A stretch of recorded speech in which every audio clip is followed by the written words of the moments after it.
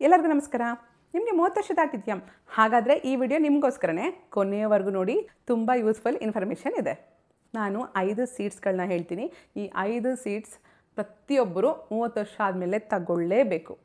ಏನಕ್ಕೆ ಅಂತಲೂ ಹೇಳ್ತೀನಿ, ಎಷ್ಟು ಪ್ರಮಾಣದಲ್ಲಿ ತೊಗೋಬೇಕು ಅಂತಲೂ ಹೇಳ್ತೀನಿ.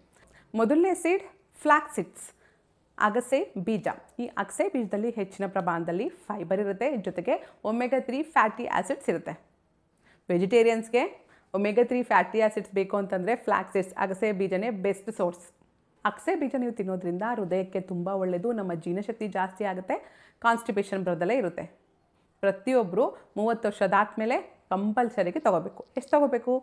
1 ಟೇಬಲ್ ಸ್ಪೂನಷ್ಟು ತೊಗೋಬೇಕು, ಸಾಕು. ಹೇಗೆ ತೊಗೋಬೇಕು? ಹಾಗೆ ತಿನ್ನಕ್ಕೆ ಹೋಗಬೇಡಿ. ಫ್ಲಾಕ್ಸ್ ಸೀಡ್ಸ್ನ ಅರಗಿಸ್ಕೊಳ್ಳೋಂಥ ಶಕ್ತಿ ನಮ್ಮ ಡೈಜೆಷನ್ ಸಿಸ್ಟಮಿಗೆ ಇಲ್ಲ. ನೀವು ಹಾಗೆ ತಿಂದರೆ ಅದು ಹಾಗೆ ಹೊರಗಡೆ ಬರುತ್ತೆ. ಅದರಿಂದ ಫ್ಲಾಕ್ಸ್ ಸೀಡ್ಸ್ನ ಯಾವತ್ತೂ ಹಾಗೆ ತಿನ್ನಕ್ಕೆ ಹೋಗಬಾರ್ದು. ಫ್ಲಾಕ್ಸ್ ಸೀಡ್ಸ್ನ ಗ್ರೈಂಡ್ ಮಾಡಬೇಕು, ಪೌಡರ್ ರೂಪದಲ್ಲಿ ಮಾತ್ರನೇ ತೊಗೋಬೇಕು. 1 ಟೇಬಲ್ ಸ್ಪೂನಷ್ಟು ಫ್ಲಾಕ್ಸ್ ಸೀಡ್ಸ್ನ ರೋಸ್ಟ್ ಮಾಡೋ ಅವಶ್ಯಕತೆ ಏನಿರಲ್ಲ. ನಿಮಗೆ ರೋಸ್ಟ್ ಮಾಡೇ ಪೌಡರ್ ಮಾಡ್ಕೋಬೇಕು ಅಂದರೆ ನಿಮ್ಮ ಇಷ್ಟ. ನಾನಂತೂ ರೋಸ್ಟ್ ಮಾಡಲ್ಲ.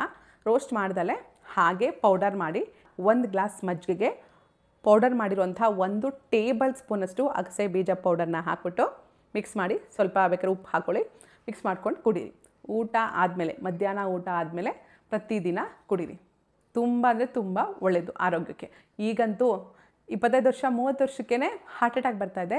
ನಮ್ಮ ಹೃದಯನ ತುಂಬ ಚೆನ್ನಾಗಿರುತ್ತೆ. ಹೃದಯದ ಆರೋಗ್ಯಕ್ಕೆ ಬೆಸ್ಟ್ ಫುಡ್ಡು ಫ್ಲಾಕ್ಸ್ ಸೀಡ್ಸ್. ಅದ್ರ ಬಗ್ಗೆನೂ ವಿಡಿಯೋ ಮಾಡಿದ್ದೀನಿ, ಮಿರಾಕಲ್ ಮಜ್ಜಿಗೆ ಅಂತ.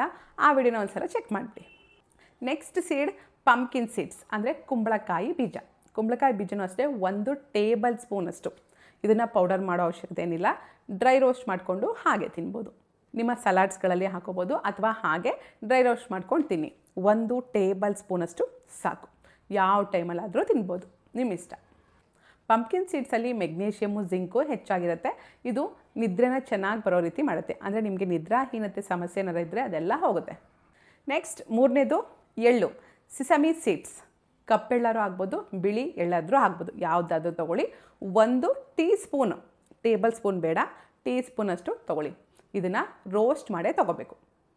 ನೆನೆಸೋಕ್ಕೆಲ್ಲ ಹೋಗಬೇಡಿ. ರೋಸ್ಟ್ ಮಾಡಿ ಒಂದು ಡಬ್ಬದಲ್ಲಿ ಸ್ಟೋರ್ ಮಾಡಿ ಇಟ್ಕೊಳ್ಳಿ. ಡೈಲಿ 1 ಟೀ ಸ್ಪೂನಷ್ಟು ಬಾಯಿಗೆ ಹಾಕ್ಕೊಂಡು ಚೆನ್ನಾಗಿ ಅಗೆದು ತಿನ್ನಿ. ಹೀಗೆ ಮಾಡೋದ್ರಿಂದ ನಿಮಗೆ ಬೇಕಾಗಿರುವಂಥ ಕ್ಯಾಲ್ಶಿಯಮ್ ಸಿಗುತ್ತೆ, ನಿಮ್ಮ ಮೂಳೆ ಗಟ್ಟಿ ಮುಟ್ಟಾಗಿರುತ್ತೆ.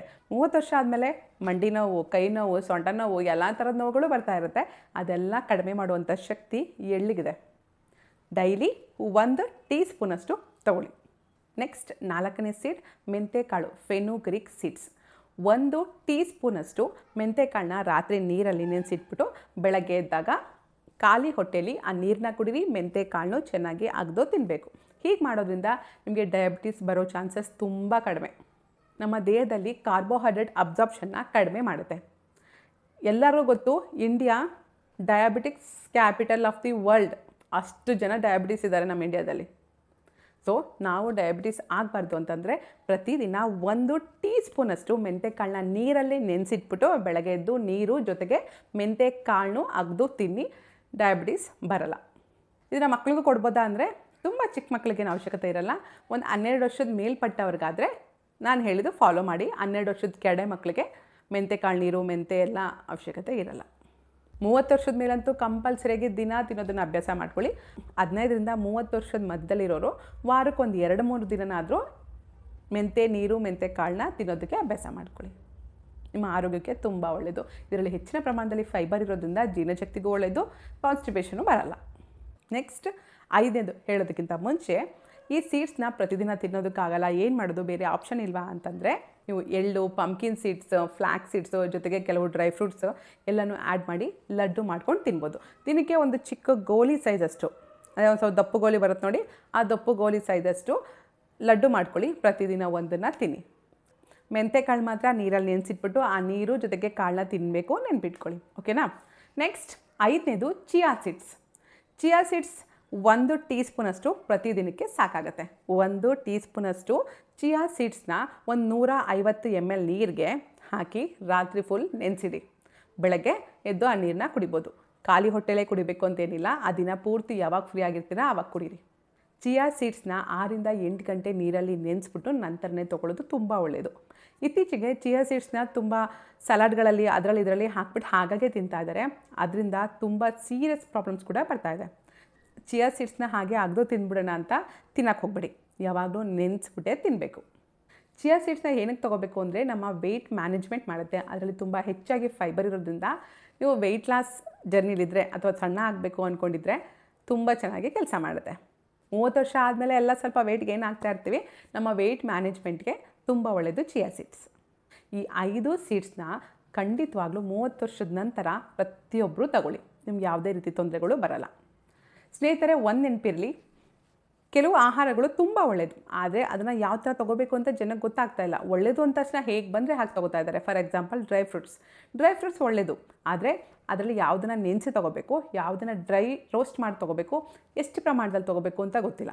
ಕೆಲವರು ಹಾಗೆ ತಿಂತಾ ಇರ್ತಾರೆ, ಅಂಗಡಿಲೇ ತಿಂತಾ ಇರ್ತಾರೆ. ನೀವು ಡ್ರೈ ರೋಸ್ಟ್ ಮಾಡಿ ತಿನ್ನೋದಾದರೂ ನೆನೆಸ್ಬಿಟ್ಟು ತಿನ್ನೋದಾದರೂ ಡ್ರೈ ಫ್ರೂಟ್ಸ್ನ ಮಸ್ಟ್ ಆ್ಯಂಡ್ ಶುಡ್ ತೊಳೆದು ತಿನ್ನಬೇಕು. 2 ರಿಂದ 3 ಸಲ ಚೆನ್ನಾಗಿ ತೊಳೆದು ನಂತರ ತಿನ್ನಬೇಕು. ಅದು ಬೆಳೆಯೋ ಪ್ಲೇಸಿಂದ ಮಾರ್ಕೆಟಿಗೆ ಹೋಗಿ ಮಾರ್ಕೆಟಿಂದ ಶಾಪ್ಸಿಗೆ ಬರೋ ದಾರಿಲಿ ಯಾರ್ಯಾರ ಕೈ ಟಚ್ ಆಗಿರುತ್ತೋ ಗೊತ್ತಿಲ್ಲ. ಅದ್ರ ಮೇಲೆ ಜಿರಳೆಗಳು ಓಡಾಡಿರ್ಬೋದು, ಇಲಿಗಳು ಓಡಾಡಿರ್ಬೋದು, ಬೇರೆ ಥರ ಇನ್ಸೆಕ್ಟ್ಸ್ ಓಡಾಡಿರ್ಬೋದು, ಧೂಳ ಇರ್ಬೋದು. ಸೊ ಡೈರೆಕ್ಟ್ ತಿನ್ನೋದನ್ನು ನಿಲ್ಲಿಸಿ. ದಯವಿಟ್ಟು ಅದನ್ನ ನೀರಲ್ಲಿ ಚೆನ್ನಾಗಿ ತೊಳೆದು ತಿನ್ನಿ. ವಿಡಿಯೋ ಇಷ್ಟ ಆಯಿತಾ? ಸ್ವಲ್ಪನಾದರೂ ಯೂಸ್ಫುಲ್ ಅನ್ನಿಸ್ತಾ? ಹಾಗಾದ್ರೇ ಲೈಕ್ ಮಾಡಿ. ನಿಮ್ಮ ಫ್ರೆಂಡ್ಸಲ್ಲಿ 30 ವರ್ಷ ದಾಟಿರೋರು ಇದ್ದಾರಾ? ಅವ್ರಿಗೆ ಈ ವಿಡಿಯೋನ ತಪ್ಪದೇ ಶೇರ್ ಮಾಡಿ.